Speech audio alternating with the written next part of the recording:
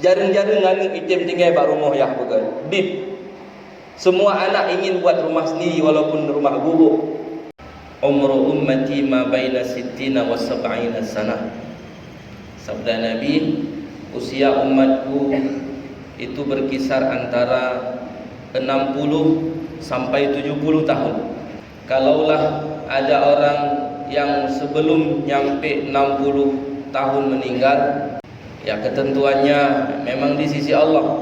Urusan ajal, urusan Allah. Begitu juga kalau seandainya ada di antara kita yang diberikan kesempatan hidup di atas 70 tahun, itu mudah-mudahan jadi bonus yang akan membawa berkah, bukan menjadi petaka. Tapi kalaupun ada atau kita-kita ini nanti diberikan Allah umur di atas 70 tahun, secara produktif hana tak produktif lagi. Agak lemah. Fisik udah enggak kuat lagi. Sebahagian mungkin harus bertongkat. Solat mungkin harus enggak sempurna, enggak utuh lagi gerakan-gerakannya. Memang idealnya udipnya lagi udip Nabi 62, 60 tahun. Kalau lebih dari 70 tahun, lagi-lagi sang payah tak balik doa. Allahumma tawil umurana payah tak balik itu. Baiklah panjang rupanya. Hana produktif ni, kurang produktif ni. Usia 70 tahun Bapak Ibu yang mulia, dipotong usia anak-anak 15 tahun. Katakanlah kita hidup 70 tahun. Kita potong usia anak-anak kita sebelum wajib urusan-urusan agamanya 15 tahun, sisa umur 55 tahun. Sehari semalam solat fardu itu, katakanlah per solat fardu itu 10 menit habis hotel. Maka sehari semalam itu kita cuma menyisihkan waktu untuk Allah 50 menit. 50 menit tak kali sampai tahun 55 tahun, hani debit angka sekitar 5 tahun lah lebih kurang. Lebih kurang. Maka hidup yang 70 tahun, usia amal cuma lebih kurang 5 tahun, dengan sedekah uang receh, lalu kita mau kita lebih dulu masuk surganya Allah. Secara logika payah. Hai kap dikuat. Semayang menjanjan. Walau Ramadan, Masya Allah, Alhamdulillah seperti ini suasananya ramai. Tapi kalau di luar Ramadan susah cari suasana kayak gini loh Pak. Paling tak bosan dengar. Semayang tidak begitu teratur, kekhusyuan tidak begitu ibarat dekat. Hana taknya lah nyobah urung doa di kampung le tempat ingat barang gada semayang. Nauzubillah, mudah-mudahan Allah ampuni kita. Sedekah 3 ribu, 2 ribu, 5 ribu, 10 ribu. Buawai tanya damang surga dengan umat lain. Hai kapsiku, secara logikanya usianya pendek-pendek, amalnya sedikit agak berkurang dibandingkan dengan umat-umat yang lain, fisik pun kurang. Sedangkan yang beredar yang kita dengar dari guru-guru tidak akan masuk surga. Umat-umat yang lain sebelum umat Muhammad getanyo-getanyonyo tamang surga. Menurut lon menyahanapah alasan hana bisa. Kalau tidak masuk surga nabi-nabi yang lain sebelum Muhammad sallallahu alaihi wasallam tamang surga, nyuitem. Karena Nabi khatamil anbiya wal mursalin. Nabi getanyo penutup para nabi, penutup para rasul. Tapi wadai pegah umat lain hana tamang segala tanyo tamang. Menurut lon payah. Payah dia dari segi umur kita kalah dibanding misal dengan umat Nabi Nuh, hidupnya ratusan tahun. Nabi Idris juga demikian, usianya panjang-panjang. Otomatis di saat umur panjang, usia amal juga panjang. Hai urang trip udip kan lem demai kemaya. Yang udip hana trip ke hana hat le semayang. Nyo tabu contoh bak semayang. Kualitas amal juga kita kalah dibandingkan dengan umat-umat yang sebelum kita.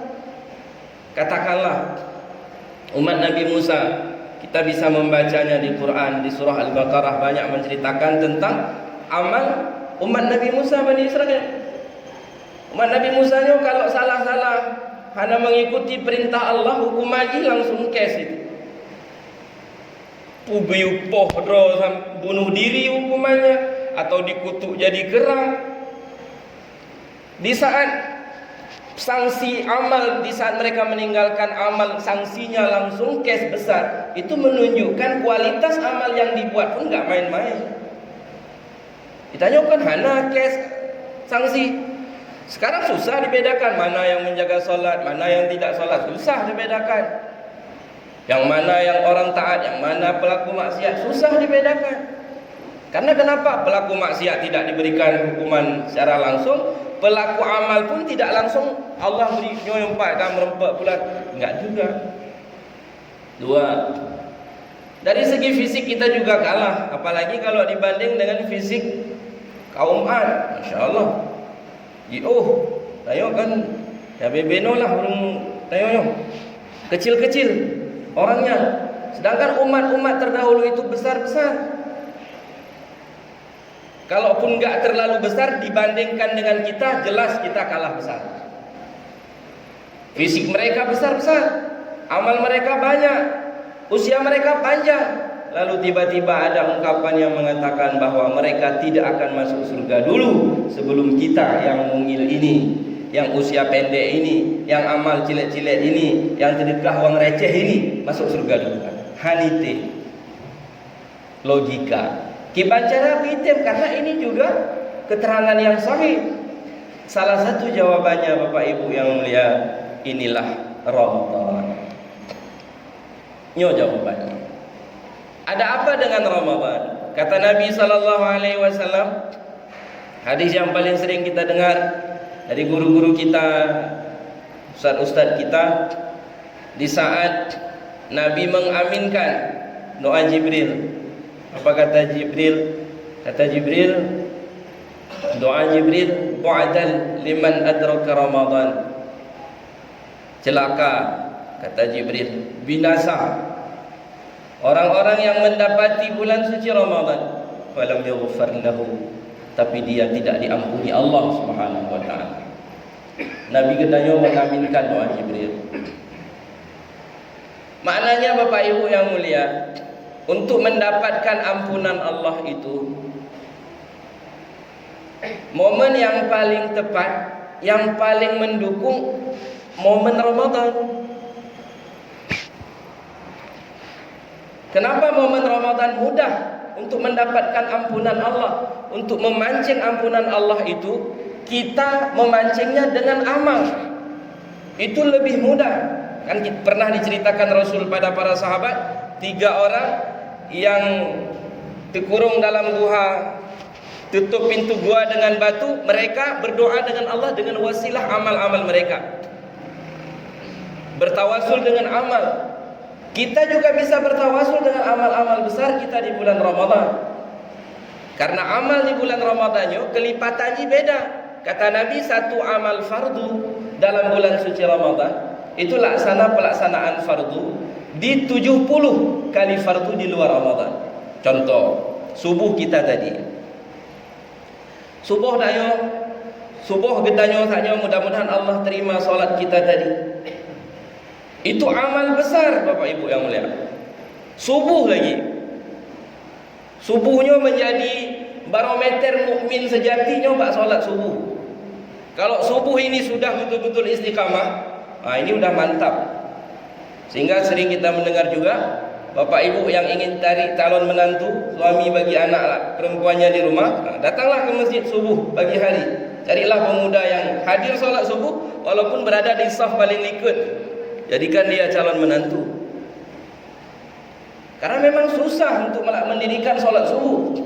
Satu solat subuh kita tadi Bapak Ibu yang mulia, itu laksana kita telah mendirikan subuh, mudah-mudahan diterima Allah di 2 bulan 10 hari di luar Ramadan. 2 bulan 30 huronyo kon but mana? Nabi menantang kita di satu hadis, man shalla lillahi arba'ina yawman fi jama'atin, kata Nabi. Siapapun dia nih, mau orang bule, orang Gedayo, orang India, lagi Jamia Gedayonyo, ataupun orang Indonesia, siapapun dia, kata Rasul, yang melaksanakan solat karena Allah, man shalla lillahi, yang solat karena Allah, arba'ina yauman, selama 40 hari berturut-turut, tanpa tertinggal takbiratul ihram bersama imam, lagi tak Gedayo laksanakan, maka Nabi menjanjikan falahu bara'atani, dia akan mendapatkan, akan diberikan Allah 2 pelepasan besar. Yang pertama, bara'atum minan nifaq, Allah akan bebaskan kita daripada sifat munafik. Sifat munafiknya sifat yang membuat kehidupan ini menjadi hancur, membuat kehidupan Gedanyo menjadi kacau balau, itu sifat nifak. Orang yang Gedanyo yang manteng na sifat nifaknya secara umum manteng na, mudah-mudahan Allah pindah dari Gedanyo. Lidah tidak akan selalu berjalan di atas kehendak agama. Uronyo jujur si adik ga sulit, tengah ga ada berhabat, adik kata upat kok. Ini salah satu penyebab dalam diri kita itu masih ada sifat kemunafikan, sifat nifak. Tapi kata Nabi, siapa yang mendirikan solat jamaah 5 waktu selama 40 hari tanpa tertinggal takbiratul ihram bersama imam, maka Nabi menjanjikan 2 pelepasan. Yang pertama adalah bara'atum minan nifaq, terbebas Gedanyo daripada sifat munafik. Yang kedua, wa bara'atum minan nar, Allah akan bebaskan Gedanyo daripada api nerakanya Allah Subhanahu wa taala. Yang ingin Lon Tuan sampaikan Bapak Ibu yang mulia, Nabi tantang kita 40 hari untuk mewujudkan, untuk membuktikan hadisnya tidak gampang. Susah betul untuk menjaga 40 hari tanpa tertinggal takbiratul ihram bersama imam. Mupopotinya mupok yo. Tetapi Allah mendatangkan Ramadan di mana satu saja subuh kayak tadi, nyo lagi tak puput melewati yang Nabi pegah kuno, lagi tak puput subuh 70 huruf. Tantangan Nabi 40 hari. Satu subuh di Ramadan laksana 70 subuh di luar Ramadan. Itu satu subuh. Kalau subuh selama Ramadan, katakanlah Ramadan kita 29 hari Bapak Ibu yang mulia, berarti ada 20 subuh. 70 dikali 29, kurang lebih akan keluar angkanya 2030 hari. Uronyo teken kontrak hitam mati putih, so sanggup jaga semayang 5 bahwadek atau jaga subuh dalam jamaah selama 2030 hari, je teken nyona matre 1 juta dia teken 1 juta aja. Mana tahu ibu. Bele matre 6.000, matre 1 juta nah. Teken hitam mati putih, leuhi puput jaga subuh selama 2030 hari, pupu ngona jauh-jauh ke teken atu matre 1 juta dia. Tidak gampang jamaah yang mulia. 40 hari aja tantangan Rasulullah, mupoposinya wujudkan, apalagi 2030 hari. Tidak gampang. Tetapi dalam Ramadan ini gampang bonusnya. Kenapa gampang? Didukung oleh suasana. Kita bukan gunanya di luar Ramadan mungkin tidak sebanyak ini jamaah, tapi di Ramadan ramai. Masjid di mana-mana alhamdulillah makmur. Untuk membuat amal di Ramadan, untuk menjaga amal di Ramadan jauh lebih mendukung daripada di selain Ramadan. Itulah maknanya, tingkatnya mendukung suasana, hani merempek cint ampunan Allah. Tidak tergerak juga kita untuk memperbaiki diri supaya nanti keluar sebagaimana firman Allah, la'allakum tattaqun, hanil hab cint ayo hanalebul. Kalau berangkat ke masalah iman, kata Nabi, al-imanu yazid wa yanqus. Iman kita itu kadang naik, kadang turun, kata Nabi. Maka guyupu baru iman, jaddidu imanakum, perbaharui iman, refresh iman, cas ulang iman. Kalau kita berikan perumpamaan iman laksana baterai HP dicolok 15-20 menit Sudah bisa dipakai kembali. Bisa nelpon ulang, bisa SMS, WhatsApp dan lain sebagainya. Saat baterai habis, dicas ulang. Begitu juga iman. Di saat iman kita naik, maka keadaan amal kita pun meningkat. Menyebabkan hana terjaga, solat, terjaga. Ini salah satu ciri-ciri iman sedang naik. Di saat iman lagi turun, maka amal juga melemah. Maka yang paling pas, yang paling cocok momen untuk merefresh iman adanya di bulan suci Ramadan. Satu amal fardu laksana 70 fardu di luar Ramadan. Satu amal sunnah laksana fardu di luar Ramadan. Sedekah bila di luar Ramadan Allah beri balasannya 10 sampai 700. Kalau Ramadan tidak ada batasannya. Kalau bacaan Quran kata Rasulullah man qara'a harfan min kitabillah. Siapapun yang membaca satu huruf daripada kitab Allah Al-Quranul Karim, falahu asyru hasanat, maka dia mendapati 10 kebaikan. La aqulu alif lam mim harf, kata Nabi. Lon hana lon pegah alif lam mim yang sama huruf, tetapi alif sama huruf, lam sama huruf, mim satu huruf. Di saat kita membaca di luar Ramadan alif lam mim, maka Allah memberikan kepada kita 30 pahala. Tapi di Ramadan tidak ada batasan. Sangat amat mendukung jamaah yang mulia. Maka kalau dalam bulan ini iman gedanyo hanai caci, agar pegah contoh baterai HP menonyo yang tak salah berarti ken listrik. Hanya dapat salah liau PLN menjanjai pementi dengan buka ke pementi kenal tak kalah mbak media sosial. Tak bisa lagi kita salahkan orang PLN. Tak bisa kita salahkan wire-wire mungkin udah putus. Colokannya bermasalah, chargernya bermasalah, bukan. Itu sudah dapat dipastikan. Kalau di sini aja kondisi listrik yang begitu stabil, wire-wire begitu terawat, colokan-colokan begitu terawat, tapi waktu kita colok HP kita ternyata tidak ngecas. Yang bermasalah bukan PLN, yang bermasalah bukan chargernya, yang bermasalah bukan kabel-kabel. Jangan-jangan baterainya sudah suap. Menyolang bulanya hai caci iman tu. Nyo payah tak pertanyakan nyo nama masalah dalam ini. Jemaah subuh yang dimuliakan Allah Subhanahu wa taala. Kita insyaallah akan keluar dari bulan suci Ramadan beberapa malam yang akan datang. Kita masih dalam suasana 10 akhir Ramadan jemaah yang mulia.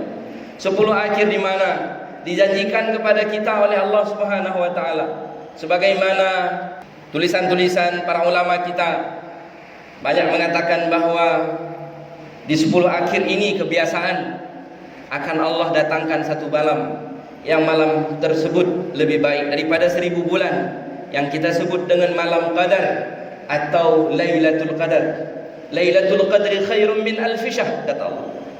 Satu malam di malam qadar. Siapa yang bermalam, siapa yang beramal di malam qadar, maka dia laksana beramal di 1000 bulan. Umpama dalam malam qadar kita itu membaca Quran, maka amal bacaan Quran di malam qadar itu laksana kita telah membaca Quran di 1000 bulan. Bapak Ibu yang mulia, 1000 bulannya yang dapat gedon 80 ledon. Umur yang Allah bi gedayo rata-rata 60-70 tahun. Menyegedanyo tatim jaga amal Ramadan di 10 akhir. Mudah-mudahan kita beramal sungguh-sungguh di malam qadar, maka kita laksana telah beramal melampaui usia yang Allah berikan kepada gedayo 80 tahun. Belum pakai kalkulator. Sebab kuno tak anggap umur yang gedanyo gebile Allah lebih kurang. Katakanlah 70 tahun, kita potong 15 tahun. Sisa umum 55 tahun. 55 tahun berarti kita mendapati 55 kali Ramadan. Satu malam qadar nilainya 83 tahun. Kita kali 55 tahun, maka akan keluar angkanya 4565 tahun. Nyokunyo yang belum pegah benar secara logika, bila kedanyo klaim kita akan masuk surga lebih dulu dengan usia kita yang pendek, dengan amal kita yang tidak begitu maksimal, dengan sedekah kedanyo yang cilet-cilet dibandingkan dengan umat-umat terdahulu, logika tidak akan bisa diterima. Tapi dengan Ramadan akan mendapatkan jawaban. Nyo umu amal dayo, umu amal 4565 tahun ini melampaui usia yang Allah berikan untuk hidup bagi umat-umat sebelum kita. Maka menyahai ilham cit danyo dalam bulannya berarti hana tempat minta bulan berilham. Kabeh bulan. Kita manfaatkan sisa 1 minggu ke depan ini untuk meningkatkan amal kita kepada Allah. Yang pertama yang mesti kita jaga, solat 5 waktu sehari semalam, di mana azan dikumandangkan di awal waktu di masjidnya Allah Subhanahu wa taala. 1. Kita usahakan jangan pernah tertinggal di sisa beberapa malam ke depan tarawih. Mudah-mudahan yang sudah berlalu tidak ada 1 malam pun yang absen. Tapi menyena memang tidak bisa ditebus lagi dia. Hana pak terpulih nyoka lewat kaki. Dan memang kunci tarawihnya dia hanya tinggal hanya pupun tinggal. Nyoka ada pupun tinggal yang kana adik, kana adoi, kana cucoy nama nanti. Gaji hanya tinggal. Harus sabar. Tahajud minimal 2 rakaat. Kenapa? Suasana mendukung. Karena kita juga bangun pagi untuk sahur.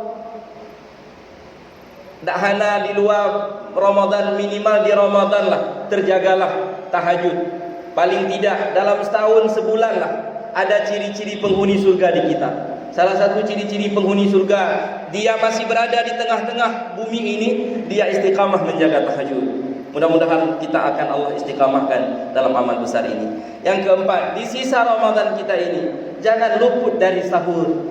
Jangan tinggalkan sahur. Jangan padai sahur dengan makan setelah sholat tarawih. Sahur yang makan sesaat sebelum fajar, sesaat sebelum masuk waktu subuh, di sepertiga malam lah, popet pas setengah 5. Itu sahur, bukan jam 11 malam, bukan jam 12 malam. Tidur dululah. Jangan tinggalkan sahur. Kenapa? Karena kata Rasul dalam hadisnya, fa inna fis sahur, sesungguhnya dalam sahur kata Nabi. Inna, penyebutan dalam hadis dengan kalimah inna. Orang urang beut nahu pegah innanya huruf taukid. Huruf taukid itu pasti arti. Fa inna fis sahur, pastilah dalam sahur itu kata Nabi, barakah, ada keberkahannya. Barakah ini yang kita cari Bapak Ibu yang mulia. Sering saya sampaikan, mungkin kita tidak tahu yang mana berkah. Karena yang namanya berkah itu adalah sesuatu yang Allah beri kepada kita, yang mana itu tidak pernah terlintas dalam pikiran kita sekalipun. Itu berkah nanya. Contoh meno, sering lu pegang. Nah, gedanyo misi naudzubillah, kenang penyakit yang sangat familiar sekarang, DM. Rata-rata kenang DM orang ini. Kapaya koh kaki naudzubillah lah, mudah-mudahan bandung Allah hindari kita dari penyakit itu. Kayak dah mumbat di Melabuh, ke Banda Aceh, bahkan ke Penang, bahkan ke mana-mana kita sudah datang untuk berusaha berobat daripada penyakit DM. Tapi belum juga datang kesembuhan kehendak Allah. Kita tidak tahu Bapak Ibu. Kalau Nabi bilang dalam sahur ada berkah, jaga sahur. Siapa tahu dengan keberkahan sahur yang Nabi janjikan, penyakitnya dengan sangat mudah bagi Allah untuk menyembuhkan. Jaga aja apa yang Nabi perintahkan dalam sunnah Rasul itu. Apalagi sudah terang benderang Nabi sampaikan dalam sahur ada berkah. Jangan tinggalkan sahur. Terakhir, yang sudah mengkhatamkan Al-Quran, alhamdulillah, minimal bisa melanjutkan bacaannya. Kalau bisa tambah khatam 2-3 kali. Yang belum khatam, di sisa Ramadan beberapa hari ke depan, harus dikejar. Harus kita sisihkan waktu yang banyak untuk mengkhatamkan kitab Allah Al-Quranul Karim ini. Bagi yang punya kelebihan harta, bersedekahlah. Rumah yang mewah, jangan pernah kita katakan, ku pegak rumah beraya, tinggal hotel, lon kahanali tinggal ni. Jarang-jarang anu item tinggal bak rumah yang pegang. Bib. Semua anak ingin buat rumah sendiri walaupun rumah gubuk. Hari ini kita yang sudah punya rumah gedung, boleh buat perkiraan-perkiraan bagaimana setelah kita mati nanti rumah itu akan bermanfaat untuk agama ini. Kalau kita tinggalkan rumah kita yang besar tapi tidak bermanfaat untuk agama, salah satu harta yang tidak disukai adalah yang digunakan untuk pembangunan-pembangunan yang sifatnya bukan untuk agama. Mudah-mudahan usia yang Allah berikan kepada kita diberkahi. Harta yang diberikan Allah kepada kita diberkahi Allah. Semua akan berguna, bermanfaat untuk kita, untuk agama kita, untuk masyarakat sebanyak-banyaknya. Mudah-mudahan apa yang kami sampaikan pagi ini bermanfaat adanya untuk kami sendiri, motivasi bagi kami sendiri, dan bagi jamaah sekalian. Lebih kurang mohon maaf. Akhirul kalam. Assalamualaikum warahmatullahi wabarakatuh.